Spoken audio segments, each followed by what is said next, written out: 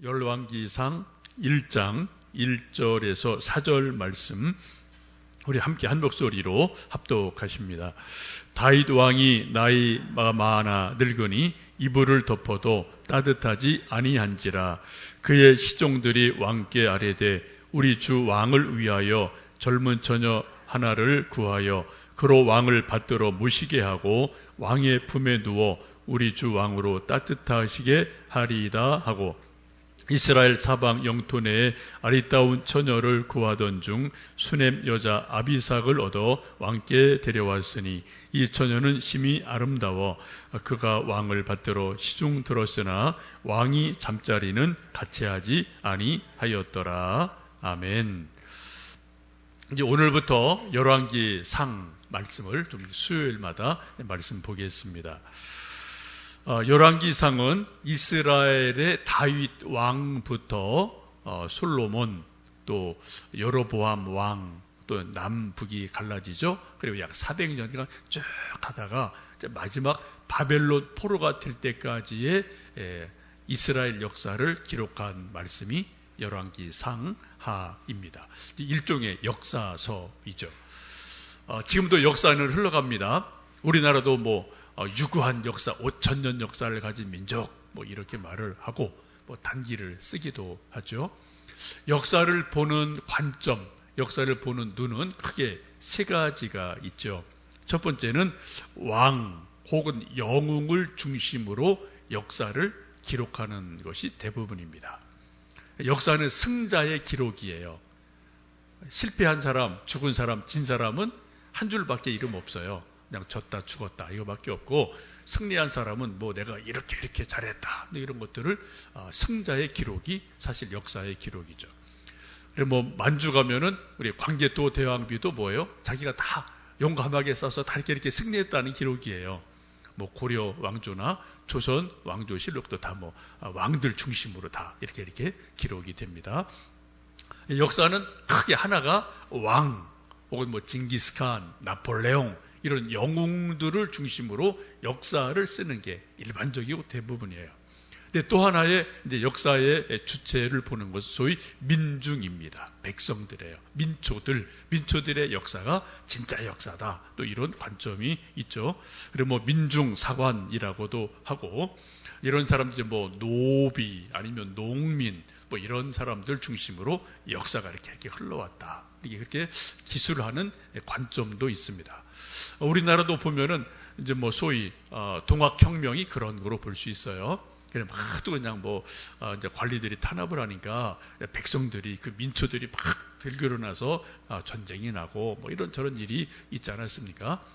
또 이런 것들 대변하는 것이 소위 또 이제 막시즘이라고도 말할 수 있어요. 그래서 돈 많은 사람, 자본주의가 막 노동자들 착취하니까 이제 민중들이 이 노동자들이 들고 일어나서 좋은 나라 만들어야 된다라고 이제 말하는 것이 소위 막시즘이고, 그런 것이 오래전에 그런 사상이 나왔지만 이미 실패한 거로 이제 결론이 났어요. 근데 아직도 일부 사람들이 그게 옳다고 말하는 사람들이 아직도 있어요. 참 답답한 그런 일들 우리가 종종 볼 때가 있습니다. 또 하나 중요한 역사의 관은 하나님이 역사를 주관하신다. 하나님이 만왕의 왕이시다. 왕이 이렇든 저렇든 백성들이 이렇든 저렇든 결국은 하나님이 하나님의 주권대로 이끌어 가신다 라고 믿는 믿음의 고백이 있고 역사 이해가 있습니다. 그게 성경이에요. 사실은. 여러분, 예수님이 누구십니까? 예수님은 만왕의 왕이세요. 지금이 2020년입니다. 여러분, 2020년이 왜 2020년인가요? 예수님 탄생을 기준으로 예수님 탄생 전을 BC, 주전이라고 말하고, 예수님 탄생을 기점으로 예수님 그 후를 주후, 주님 이후. 그래서 우리가 이제 1년, 2년에서 벌써 예수님 탄생하신 지 2020년이 됐다. 그래서 우리 세계 모든 나라가 공산국가도 올해는 2020년 요거를 하여튼 쓰거든요. 이 달력을 쓰지 않습니까? 그래, before Christ, 주전, anno domini, 예수님 이후, 요런 이제 그런 역사관이 있어요. 예수님이 역사의 주관자시다. 예수님이 만왕의 왕이시다. 우리 예수님 믿는 사람들은 이것을 믿는 거예요. 그죠? 물론 우리가 그렇다고 뭐 왕이 할 일 안 하고 우리 백성들이 할 일 안 하는 거 아니죠. 다 자기 할 일은 해요. 그러나 결국 큰 흐름을 보면은 역사를 이끌어 가시는 분은 하나님이시다. 하나님의 경륜, 하나님의 섭리, 이것을 믿는 것이 우리들의 믿음이고, 오늘 우리 함께 보는 이 열왕기 말씀도 사실은 그런 관점으로 성경이 기록되어져 있습니다. 우리 한국의 역사가 5,000년이라고 하는데, 우리 한국의 역사를 가장 먼저 책으로 기록한 책이 뭐죠, 여러분? 삼국사기. 삼국사기가 있어요. 고려시대에 예종 임금이 김부식이라는 아주 유명한, 아주 학식이 많고 아주 똘똘한 신하에게 우리나라 역사를 좀 정리를 다 해줘, 좀 우리나라 역사 좀 써라 명령을 특별하게 내립니다. 이게 1145년이에요. 김부식이 정말 아주 열심을 가지고 젊은 학자들 여럿을 데리고 우리나라 역사를 다 이제 연구하고 모아서 쓴 최초의 우리나라 역사서, 이것이 삼국사기예요. 이건 정사입니다. 근데 조금 있다가 고려 충렬왕 때 승려 1년에게 삼국유사를 또 쓰는 일이 있죠. 이제 개인이 이걸 쓴 거예요. 승려 1년이라는 사람이 고구려, 백제, 신라 이런 삼국 세 나라의 여러 가지 전설, 왕들의 이야기, 정치 이야기, 전쟁 이야기, 이런 것들을 또 다 이렇게 연구를 해서 책을 쓴 것이 뭐예요? 삼국유사라는 책이 있습니다. 이 책은 야사예요. 삼국사기는 정사, 삼국유사는 야사이어서 비슷한 것도 있고 조금 다른 것도 있습니다. 이게 다 고려 시대에 된 거예요. 1145년, 1200년대 이때쯤 된 거여서, 뭐 우리나라 정식적인 역사 기술은 1000년이 채 안 되는 거죠. 이렇게 보면은. 근데 이 우리나라 역사보다 훨씬 더 앞서서 역사서를 쓴 나라가 중국입니다. 여러분 아시는 사마천이라는 아주 유명한 사람이 중국의 다섯 황제 초기부터 한나라 무제까지 중국과 주변 여러 민족들의 역사, 왕들의 이야기, 전쟁 이야기, 이런 것들을 다 이제 모아서 책을 쓴 것이 사기라는 책을 씁니다. 너무 유명한 책이죠. 근데 이것이 쓰여진 것은 BC 108년에서 91년 사이로 봅니다. 쉽게 말씀드리면은 예수님 탄생하시고 한 100년 있다가, 아니 그 전쯤, 100년 전쯤 이렇게 보기 때문에 우리나라가 삼국사기나 삼국유사보다 한 1000년 앞서가는, 대단히 앞서가는 그런 중국의 역사가 있죠. 지금도 이것을 많은 사람들이 연구하기도 합니다. 근데 이거보다 더 앞서가는 역사서가 있어요. 그리스의 그런 역사가인 헤로도토스라는 사람이 역사라는 책을 씁니다. 이 책을 쓰는 시기는 BC 431년에서 425년 사이로 봐요. 학자들은 이것은 이제 그리스와 페르시아라는 대국이 전쟁하는 것, 이런 것을 쓰는 거예요. 나중에 이제 성경에도 나오게 되는데, 여러분 페르시아라는 나라가 있어서 이스라엘, 유대 나라를 엄청 못살게 굴고 또 뭐 전쟁했던 그런 나라가 있어요. 페르시아.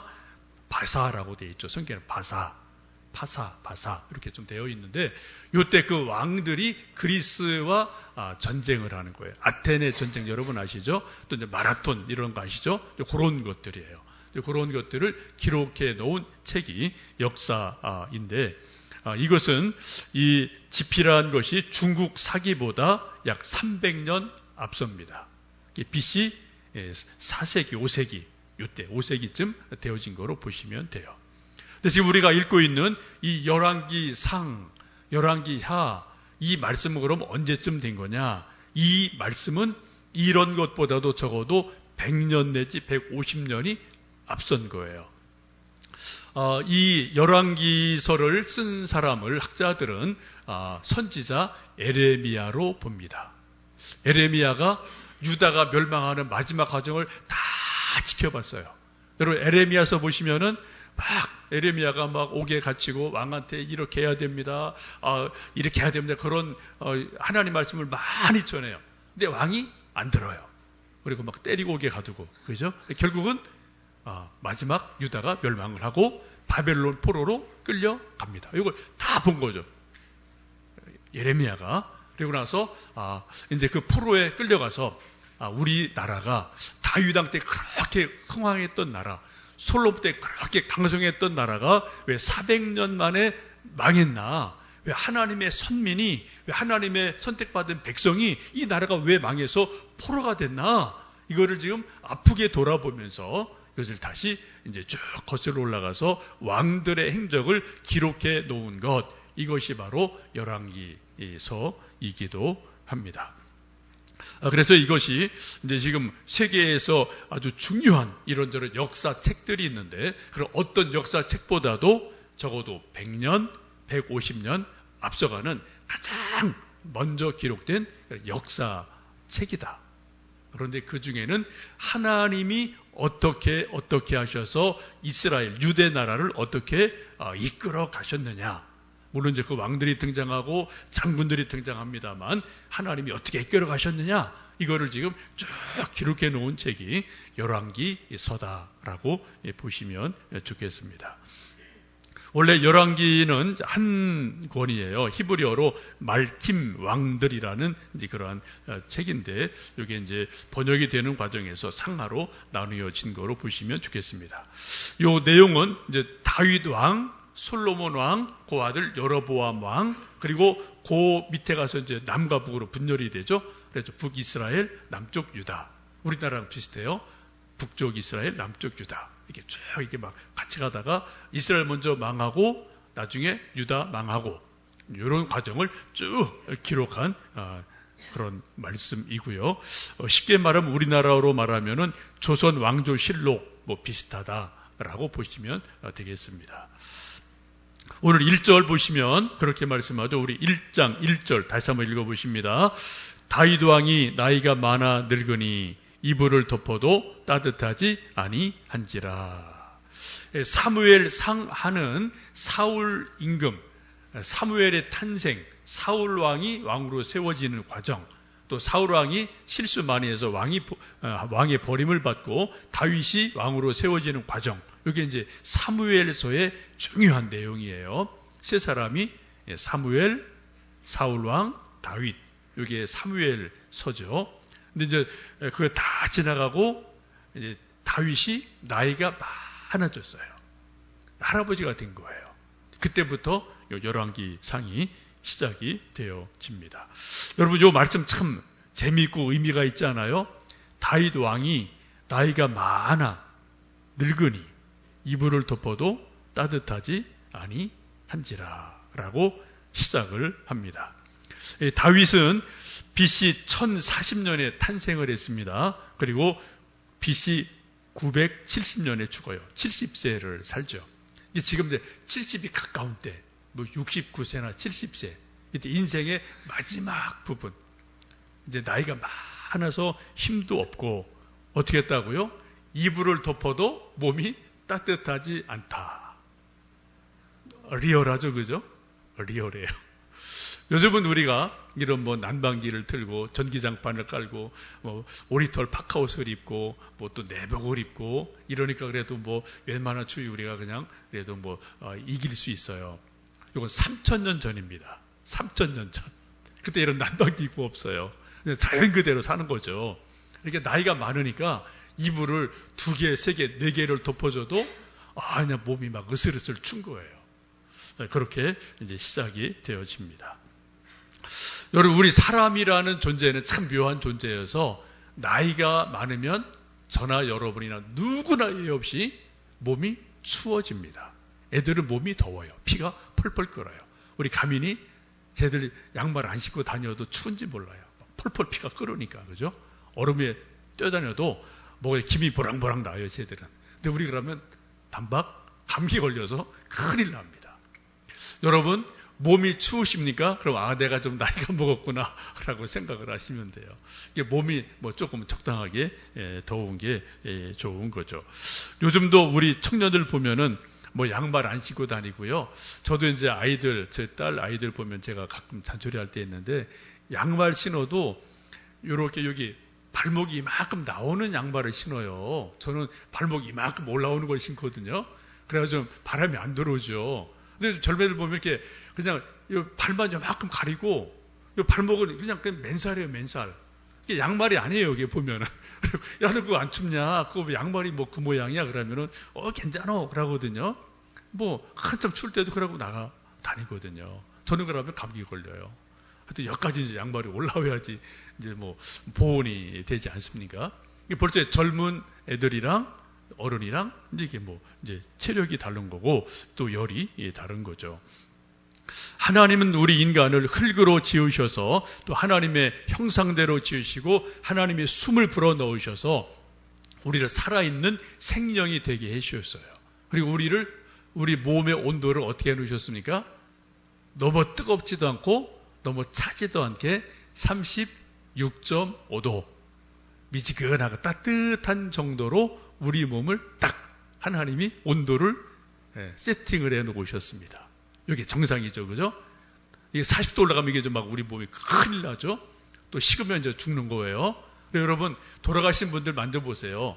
다 차가워요. 왜? 열기가 다 빠져나갔으니까. 그래서 우리 하나님이 우리를 몸을 36.5도 따뜻한 존재로 우리를 만들어 놓으셨습니다. 근데 지금 다윗이 나이가 많아서 늙으니까 이불을 막 몇 개를 덮어도 막 추운 그러한 이제 나이가 되었다라고 성경은 말씀합니다.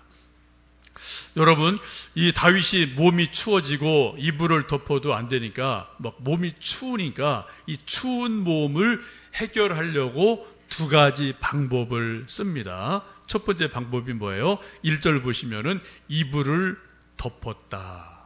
이불을 2개, 3개 덮어준 것으로 볼 수가 있겠습니다. 그래도 효과가 별로 없었어요. 여러분, 감기 몸살 들리고 오한 들리면은 이불 2개, 3개 덮어도 막 진짜 몸이 막 떨리고 그죠? 그럴 때 여러분 가끔 있잖아요. 독감 걸리고 그러면요. 저도 그럴 때 있거든요. 막 몸이 으슬으슬 추워서 뭐 이불을 뭐 2개, 3개 덮어도 정말 막 몸이 떨리는 그런 것처럼 지금 다윗도 나이가 많으니까 이불을 몇 개를, 왕이니까 얼마나 좋은 이불을 덮겠어요. 그 당시에 가장 좋은 이불을 덮었는데도 몸이 춥다. 이게 다윗의 지금 현재의 모습입니다. 이불로 안 되니까 두 번째 방법을 이제 신하들이 연구를 해서 왕에게 아뢰게 되죠. 이스라엘 전체를 돌아다녀서 아리따운 처녀를 하나 뽑아서 왕 시중을 들게 해주세요. 쉽게 말하면은 후궁을 뽑아서 왕이 추호할 때 좀 이렇게 잘 보살피게 해주세요. 라고 해서 수넴 여인 아비삭이라는 아리따운 여인을 이제 후궁으로 간택을 하게 됩니다. 그래서 다윗이 힘들어할 때 옆에서 시중 들도록 해줍니다. 근데 오늘 성경 말씀 보시면 그러나 왕과 잠자리는 같이 하지 않았다라고 말씀을 해요. 옆에서 열심히 왕을 도와주지만 왕과 함께 동침하지는 않은 그러한 한 아비삭이라는 그러한 아리따운 젊은 여인을 택해서 왕을 잘 섬기도록 하는 그러한 신하들의 이제 어떤 아이디어를 볼 수가 있습니다. 우리 사람은 여러분 영, 혼, 육의 존재예요. 우리 몸도 있고 육체, 우리 또 마음이 있죠. 또 영이 있어요. 근데 이 세 가지가 다 따뜻할 때가 있고 세 가지가 다 추울 때가 있어요. 이걸 잘 보셔야 돼요. 여러분, 우리 몸이 추운 거는 다윗처럼 나이가 많으면 다 몸이 추워집니다. 그때는 오리털 파카를 입든 또 난방기를 돌리든 또 뭐 연탄을 떼든 또 뭐 난로를 떼든 이불을 좋은 걸 덮든 아니면 인삼을 먹든 녹용을 먹든 보약을 먹으면 몸이 좀 훈훈해지는 게 있어요. 우리가 또 약을 먹으면 우리 몸을 조금 보호하는 그런 게 있습니다. 이거 여러분 잘 아셔야 돼요. 우리 사람은 무슨 힘으로 삽니까? 이 세상을? 첫 번째 무슨 힘으로 사세요? 밥심으로 사요. 밥심. 그럼 밥 잘 드셔야 돼요. 제때. 밥심으로 우리는 사는 거예요. 그리고 밥심으로 우리 몸을 좀 따뜻하게 하고 열을 내서 우리 건강을 유지하지 않습니까? 이따 점심도 여러분 잘 드시면 좋겠고요. 우리 몸 추운 것을 이렇게 여러 가지 밥을 먹고 약을 먹고 옷을 입어서 따뜻하게 한다. 기본이죠. 근데 문제는 이제 마음이 추울 때가 있어요. 마음이. 여러분 가끔 마음이 이렇게 시리지 마음이 이렇게 마음이 왜 이렇게 춥지? 마음이 왜 이렇게 외롭지? 이렇게 쓸쓸하지? 여러분 그런 걸 느끼실 때 있죠? 그게 뭐예요? 그게 마음이 춘 거예요. 마음이 춘 거예요. 여러분 마음 출 때 어떻게 해야 됩니까? 어떤 방법으로 마음 시리고 출 때 해결하세요? 음악을 듣든지 뭐 영화를 보든지 아니면 친구 만나서 뭐 커피 한잔 먹으며 수다를 떨든지 하여튼 뭐 이런 요즘 우리 나름대로 그런저런 방법들이 있습니다. 요즘 우리 젊은 친구들이 가장 많이 하는 청년 대학생들이 가장 많이 하는 그런 일 중에 하나가 혼밥, 혼술, 혼영 이런 말을 많이 써요. 혼자 밥 먹는 거 혼밥이죠. 혼술, 혼자 술 먹는 거 혼술이라고 그래요. 혼자 영화 보는 거 혼영이라고 합니다. 이게 아주 이런 단어가 있어요. 근데 저도 1년에만 두세 번 이쪽 가서 이제 영화 볼 때 있는데 가끔 보면 정말 있어요. 저녁에 한 7, 8시 되면은 젊은 청년, 여자, 남자애들 이렇게 혼자 오는 애들이 있어요. 보면은 샌드위치하고 커피하고 또 아니면 이만한 팝콘 가지고 와서 뭐 보면서 먹으면서 그게 이제 저녁이에요. 저녁. 제가 보니까. 그 저녁으로 먹으면서 영화 보면서 근데 집에 가서 이제 뭐 씻고 이제 자는 거죠. 그리고 야 혼영 혼자 영화 보는 애들이 참 많구나 이런 거를 봅니다. 우리 교회 주변에 이쪽 저쪽에 여러분 여기 완룸이 엄청 많아요. 그죠? 이쪽 저쪽에 밤마다 여기 쫙 불 꺼졌다 켜졌다 뭐 수백 한 1,000명 넘을 거예요. 이쪽 저쪽으로요. 엄청나게 많은 이제 혼자 사는 이제 직장인들 또 이런 사람들 학생들이 있는데 하여튼 그런 게 지금 시대라는 거죠. 얼마 전에 우리나라 아주 유력한 한 신문에서 20대 30대 청년들의 생활을 연구한 특집으로 신문에서 큰 기사를 한 개 낸 게 있어요. 어제 기사를 우리 교회 블로그에도 올려놨는데 지금 우리 젊은이들 사는 모습이 저거예요. 한번 그림 보시겠어요, 여러분? 그림이 뭐 같아요, 여러분? 재미나죠? 다 토굴 속에 혼자 들어가서 혼자 있는 거예요. 이렇게. 저게 요즘 젊은이들 살아가는 일반적인 모습입니다. 다 완룸이에요, 완룸. 가서 혼자 방에 이렇게. 하여튼 살아가는 모습이 우리 현재 청년들, 집 떠난 우리 아들, 딸들의 대부분의 모습이 저러한 모습이다. 이게 혼술, 혼밥, 혼영 이렇게 이제 하는 게 저런 모습을 그림으로 잘 그려준 거예요. 근데 그 기사를 쭉 보시면은 그런 것도 있어요. 저기 보시면은 이 젊은이들이 얼마나 외로우냐 이런 거를 좀 따져봤는데 저기 동그라미 혼자 있는 남자가 보이죠? 거기 보면은 고독하다라는 거가 14.9%, 43%. 이거 보면은 50, 뭐 거의 몇 프로입니까? 58% 정도. 한 10명 중에 6명이 청년들이 지금 외롭다, 고독하다 이렇게 느낀다는 거예요. 지금 20, 30대 청년들이 결혼 안 한 아이들이. 여러분 이 마음이 엄청 추운 겁니다. 청년들이. 이게 지금 우리가 갖고 있는 아주 심각한 사회 문제고 또 여러 가지 현실이기도 하죠. 지금 우리나라 1인 가구가 2017년도에 28.5%예요. 지금 2020년이니까 30%가 넘었을 겁니다. 혼자 사는 집이 10집 가운데 3집 이상이 혼자 사는 집이 1인 가구가 30%가 넘어요. 여기 앞으로 30년 뒤가 되면은 40%쯤으로 봐요. 이렇게 집 10집 가운데 4집이 혼자 사는 사람의 집이다라고 이제 보는 것이 통계이기도 합니다. 여러분 저 그림 한번 참 재미나지 않아요? 그죠? 혼자 이렇게 살고 있는 저 모습. 이게 우리 지금 20대, 30대들의 생활의 모습이다. 이걸 좀 잘 여러분 기억하시고 우리 외로운 20대, 30대도 여러분 기도해 주시고 잘 또 안아주시고 하시면 좋겠습니다. 로마서 12장에 그렇게 말씀합니다. 즐거워하는 자와 함께 즐거워하고 우는 자들과 함께 울라라고 말씀해요. 함께. 즐거워하는 사람과 함께 해서 웃어주고 즐거워하고 울 때는 함께 울어줘라. 이게 성경의 말씀입니다. 우리가 순모임하고 예배드리고 수요일날 와서 이렇게 함께 좀 교제하고 음식 먹고 나누고 하는 것도 뭐예요? 함께 음식 먹고 함께 웃고 즐겁고 슬퍼할 때 위로해주고 기쁜 일이 있을 땐 서로 또 박수 쳐주고 이게 바로 교회, 하나님의 집이기도 합니다. 저는 가끔 이제 감사한 것 중에 하나는 우리 수요일날 이제 수고하신 우리 김 권사님, 우리 또 사모, 우리 김호경 권사님, 우리 또 윤경배 권사님 이런 분들이 다 이제 자기 할 수 있는 할 수 있는 만큼 이런저런 역할들을 해주시는데 너무 감사하고요. 또 주일날도 보면은 이게 음식이 조금 이제 남을 때가 있더라고요. 제가 언뜻 보면은. 그걸 이제 어떻게 다시 하기가 좀 애매할 때는 이렇게 좀 남은 것들을 혼자 사는 청년들이 있고 그런 분들이 몇 분 우리 교회도 있어요. 그런 분들에게 이게 좀 이렇게 봉다리 넣어서 이렇게 좀 반찬 남은 거를 좀 이렇게 주는 모습을 제가 몇 번 본 적이 있어요. 참 저거 좋다. 이제 그런 생각이 들었습니다.